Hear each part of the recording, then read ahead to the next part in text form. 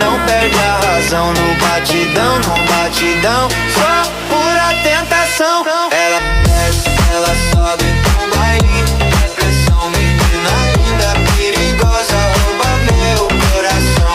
Ela desce, ela sobe no baile, é pressão, menina linda, perigosa, rouba meu coração. Ela desce, ela sobe no baile, é pressão, menina linda, perigosa, rouba meu coração. Vai quicando, vai jogando, não perde a razão no batidão, no batidão, só pura tentação.